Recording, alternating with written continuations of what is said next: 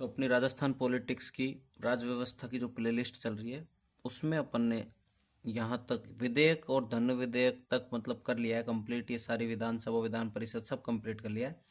इस क्लास में अपन करेंगे उच्च न्यायालय हाई कोर्ट। ठीक है, ओके। उच्च न्यायालय हाई कोर्ट अनुच्छेद 214 से 231 तक है, भाग 6 में है। ठीक है। High court act 1861। 1862 में 3 high court, Mumbai, Calcutta, Madras. Allahabad high court 1866 में। 1947 में आज़ादी के समय 11 प्रांत थे तथा सभी में हाई कोर्ट थे। वर्तमान में 25 हाई कोर्ट हैं। अनुच्छेद 214, प्रत्येक राज्य में एक हाई कोर्ट होगा। 7वां संविधान संशोधन 1956। एक हाईकोर्ट का अधिकार क्षेत्र एक से अधिक यूनियन टेरिटरी तथा राज्य में हो सकता है।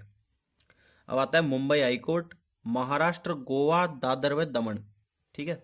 Calcutta high court, west Bengal, Andaman and Nicobar. Madras high court, Tamil Nadu और Puducherry.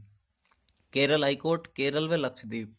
Guwahati high court, Assam, Nagaland, Mizoram and Arunachal Pradesh. Chandigarh high court, Chandigarh, Punjab, Haryana. Jammu and Kashmir, Jammu and Kashmir और लद्दाख।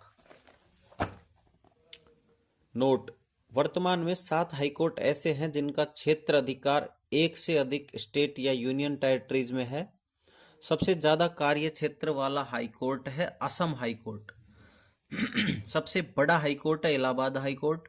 सिर्फ 3 यूटी में हाईकोर्ट स्थित है, दिल्ली, चंडीगढ़, जम्मू एंड कश्मीर। दिल्ली हाईकोर्ट एकमात्र हाईकोर्ट है जिसका क्षेत्र अधिकार केवल दिल्ली तक है।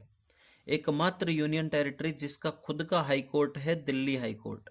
नवीनतम हाईकोर्ट अमरावती हाईकोर्ट 1 जनवरी 2019। हाईकोर्ट के अधिकार क्षेत्र व शक्ति का निर्धारण संसद करती है। हाईकोर्ट में न्यायाधीशों की संख्या का निर्धारण राष्ट्रपति करता है। अनुच्छेद 215, उच्च न्यायालयों का अभिलेख न्यायालय होना। प्रत्येक उच्च न्यायालय एक अभिलेख न्यायालय होगा जिसके तहत उच्च न्यायालय के पास 2 शक्तियां हैं। उच्च न्यायालय के निर्णय, कार्यवाहियां और कार्यों को अभिलेख के रूप में साक्ष्य के तौर पर रखे जाते हैं, जो कि ये संदर्भों की तरह अधीनस्थ न्यायालयों द्वारा उपयोग में लाए जाते हैं। न्यायालय की अवमानना पर उच्च न्यायालय दंड देने का अधिकार रखता है। न्यायालय की अवमानना को संविधान में परिभाषित नहीं किया गया है, इसके लिए न्यायालय की अवहेलना अधिनियम 1971 बनाए गए हैं। इसके तहत अवहेलना दीवानी अथवा आपराधिक हो सकती है। न्यायालय की अवमानना: सिविल अवमानना, न्यायालय के किसी भी निर्णय, आदेश आदि का पालन न करना। आपराधिक अवमानना, मामलों का गलत प्रकाशन, न्यायिक कार्यवाही में हस्तक्षेप, न्यायिक प्रशासन में अवरोध।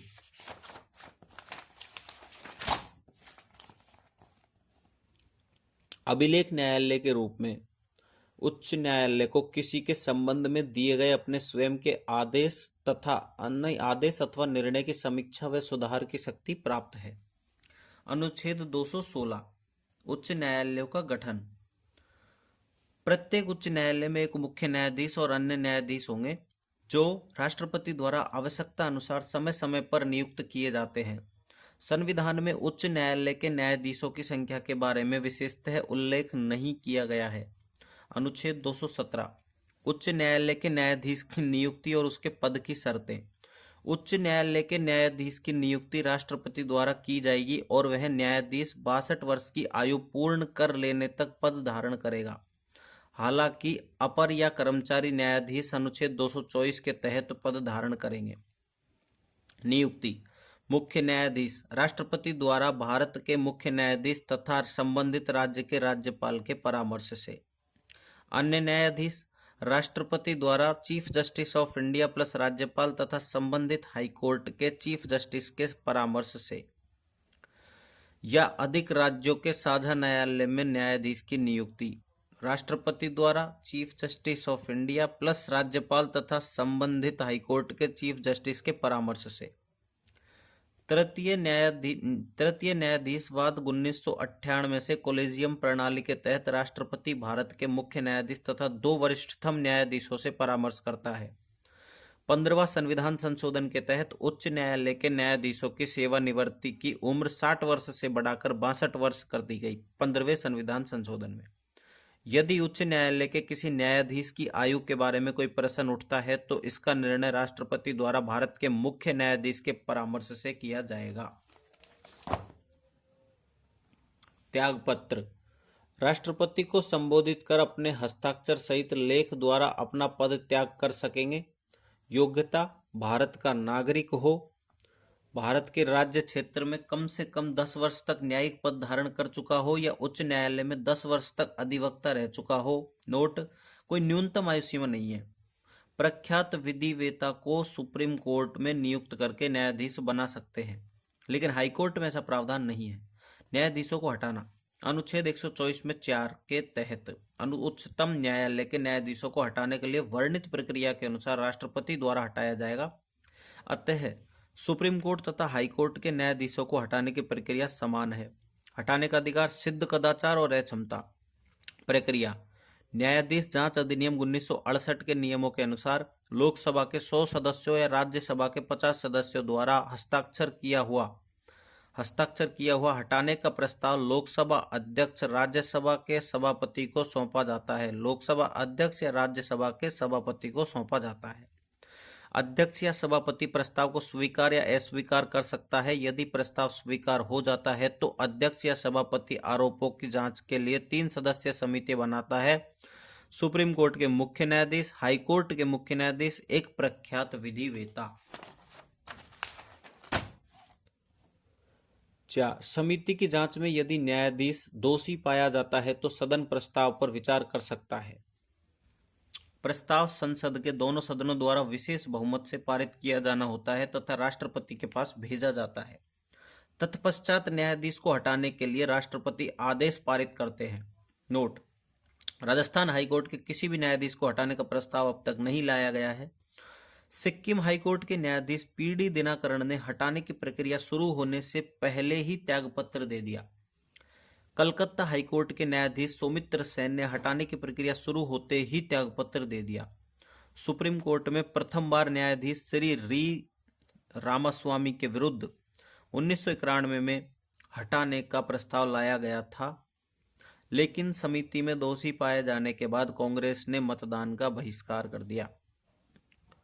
अनुच्छेद 219 उच्च न्यायालय के न्यायाधीशों की शपथ। उच्च न्यायालय के न्यायाधीशों को शपथ उस राज्य के राज्यपाल या उसके द्वारा नामित व्यक्ति द्वारा तीसरी अनुसूची में वर्णित प्रारूप के अनुसार दिलवाई जाती है।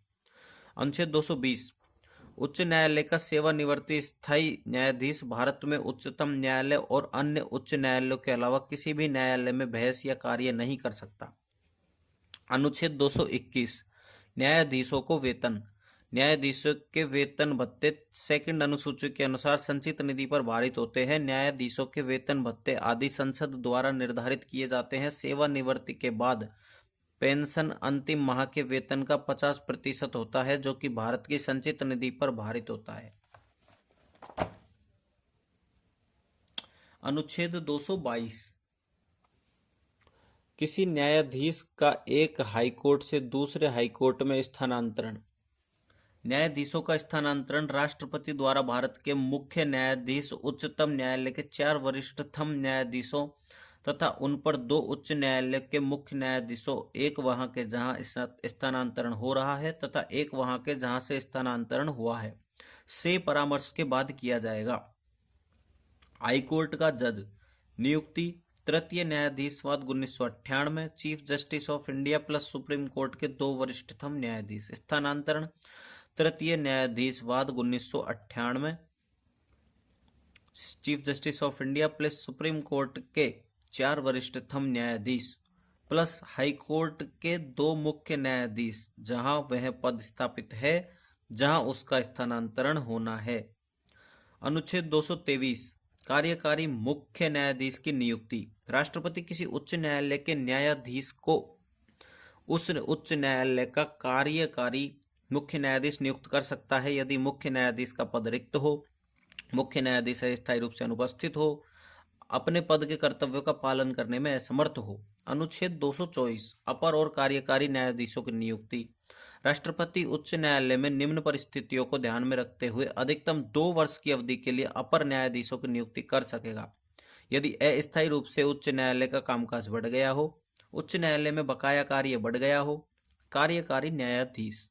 जब किसी उच्च न्यायालय में मुख्य न्यायाधीशों के अलावा कोई न्यायाधीश यदि अनुपस्थित हो या अपने पद के कर्तव्य का पालन करने में असमर्थ हो, वह संबंधित उच्च न्यायालय का मुख्य न्यायाधीश नियुक्त किया गया हो, तो इन दोनों परिस्थितियों में राष्ट्रपति द्वारा कार्यकारी न्यायाधीश की नियुक्ति कर सकता है।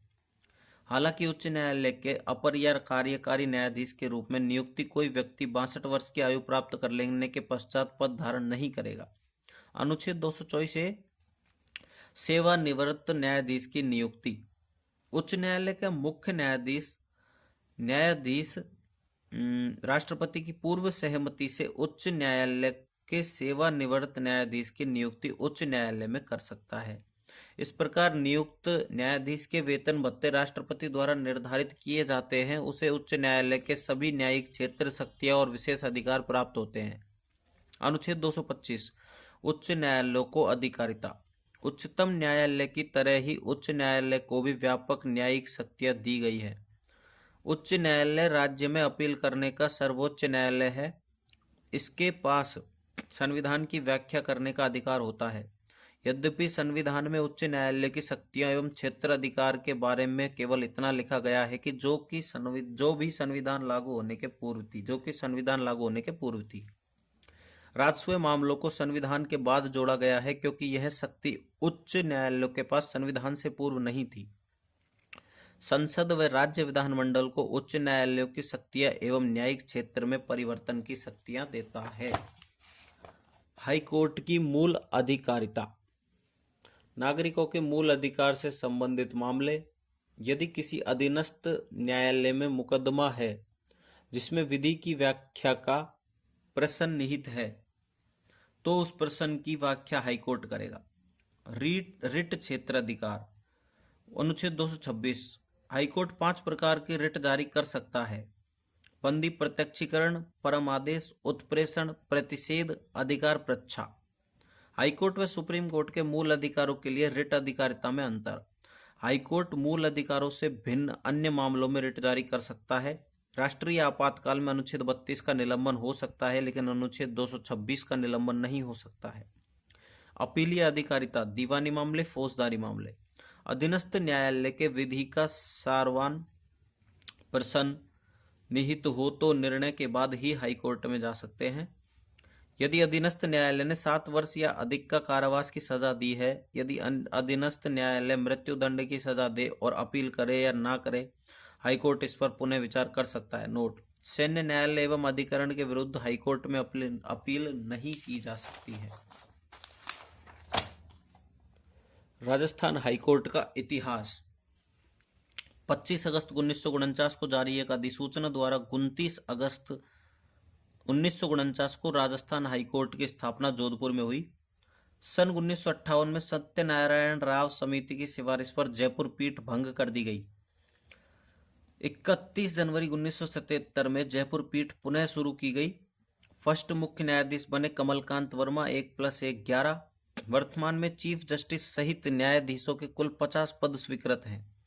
वर्तमान में chief justice of Rajasthan Augustine George Masih 41वें थे। एक बार चेक कर लेना भाई साहब इसको, ये थोड़ी पुरानी बुक है, मतलब पुरानी तो क्या, अभी अपडेट हो गई थोड़ी दोबारा। फर्स्ट महिला न्यायाधीश कांता भटनागर, अभी लेके आया हूँ इसको, 1 साल 2 साल का होगा इसमें मामला। फर्स्ट महिला न्यायाधीश कांता भटनागर। वर्तमान में महिला न्यायाधीश सबीना। पिछले 70 वर्षों में केवल 10 महिला न्यायाधीश चीफ जस्टिस ऑफ राजस्थान रही हैं। राजस्थान के मुख्य न्यायाधीश। नाम और कार्यकाल: के वर्मा 1959 से 24/1/1950 तक। कैलाश वांचू 2/1/1950 से 10/8/1958।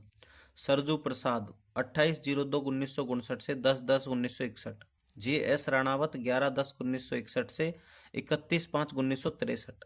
DS दवे 1/6/1963 से 17/12/1968। DM भंडारी 18/12/1968 से 15/12/1969। J नारायण 16/12/1969 से 13/2/1973।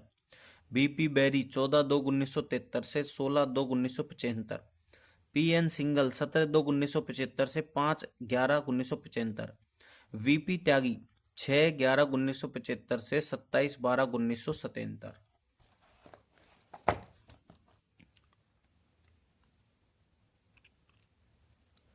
इसको आप देख लेना ना। सी हुनैया, सी एम लोढ़ा, के D Sharma, P K Banerjee, D P Gupta, J S Verma, K C Agrawal, G C Mittal, A P Ravani, M G Mukherjee, Shivraj V Patil, doctor A R Lakshmanan, Arun Kumar, Anil Dev Singh, S N Jha, J M Panchal, Narayan Roy, Deepak Verma, Jagdish Bhalla, Arun Mishra, Amitava Roy, Sunil Ambwani, S K Mittal, Navin Sinha, Pradeep Nandrajog, S R Bhatt, Indrajit Mahanti.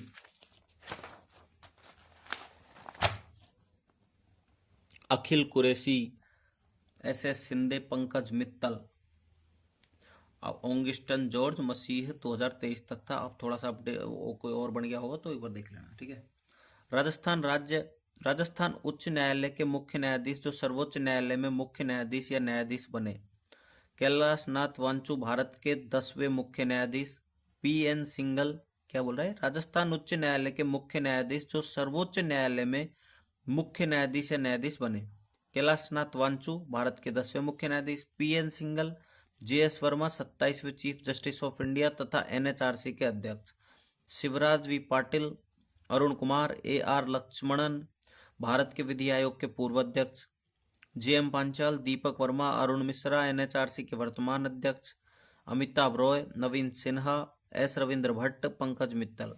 Rajasthan उच्च न्यायालय के न्यायाधीश जो सुप्रीम कोर्ट में न्यायाधीश रहे हैं या हैं। A P Sen, N M Kasliwal, S C Agarwal, A K Mathur, P P Naolekar, G S Singhvi, P M Lodha, B S Chauhan, G S Mishra, A M Sapre, Ajay Rastogi, Dinesh Maheshwari, Bela M Trivedi.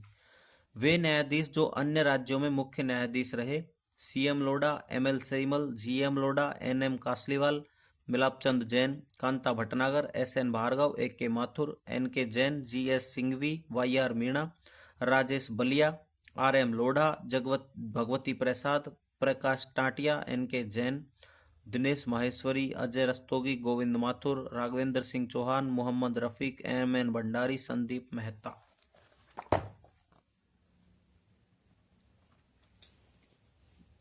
ठीक है, अब आता है अपना आरपीएससी।